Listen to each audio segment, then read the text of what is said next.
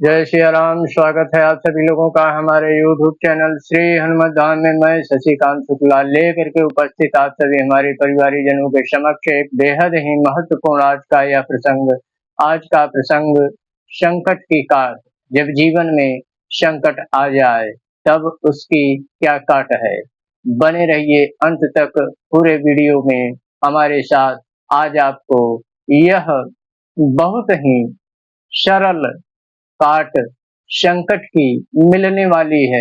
आज की इस वीडियो में प्रसंग पर आगे बढ़ने से पहले करबद्ध निवेदन, प्रसंग हिट कर लगे अवश्य वीडियो को लाइक कीजिएगा, शेयर कीजिएगा। चैनल पर पहली बार आए हैं चैनल को सब्सक्राइब कीजिएगा। आइए चलते हैं आज के प्रसंग पर।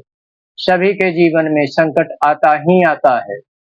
किसी की नौकरी चली जाती है, किसी का दुर्घटना में अंग भंग हो जाता है, किसी का साथ छूट जाता है, किसी की तबीयत खराब हो जाती है, परिवार में चल रही सुख शांति एकाएक छिन जाती है, पति पत्नी में कलह होने लगता है, बच्चे बिगड़ जाते हैं, मान सम्मान में जो समाज में रुतबा हैसियत थी वह एकाएक चली जाती है।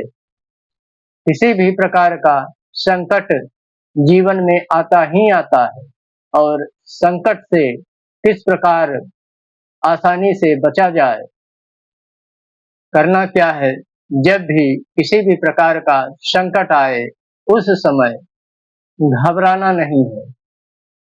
संकट आता है घबराने के लिए ही कि व्यक्ति निढाल हो जाए, घबरा जाए, विवेक चला जाता है, सहनशीलता चली जाती है, स्वयं पर नियंत्रण नहीं रहता है। लेकिन ठीक उसी प्रकार से जिस प्रकार से भयंकर तूफान जब आता है तब तूफान की जो तेज गति से हवाएं चल रही होती हैं, यदि उनसे जो लड़ने का कार्य करता है, खड़ा रहता है, वो तूफान की हवाएं उसे उड़ा करके एक स्थान से दूसरे स्थान ले जा करके पटक देती है।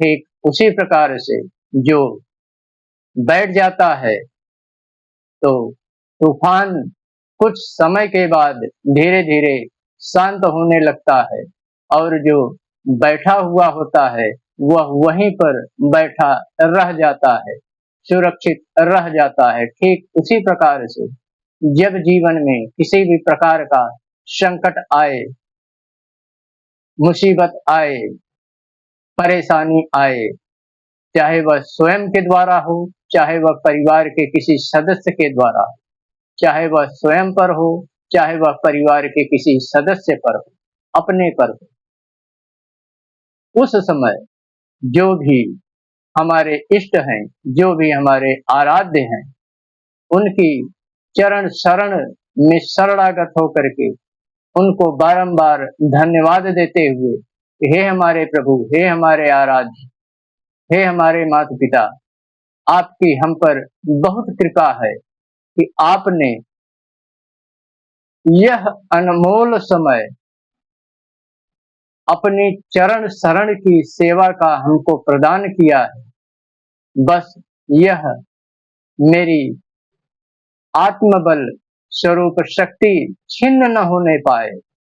आपकी चरण शरण की सेवा भक्ति से आप कृपालु होइए। देखिए चमत्कार, आराध्य इष्ट की कृपा से वह संकट, वह परेशानी, वह मुसीबत आपके इष्ट का हो जाता है, आपके आराध्य का हो जाता है।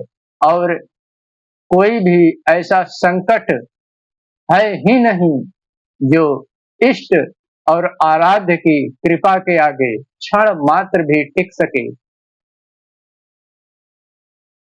आशा और विश्वास से ही यह प्रसंग अवश्य जीवन को एक नई मजबूती, एक नई राह, एक नई आशा की किरण देने वाला आप सभी के जीवन में सिद्ध होगा। दीजिए इस प्रसंग को यहीं पर विराम देने की अनुमति। मिलते हैं पुनः अगले प्रसंग में। एक नए वीडियो के साथ। तब तक के लिए जय सिया राम।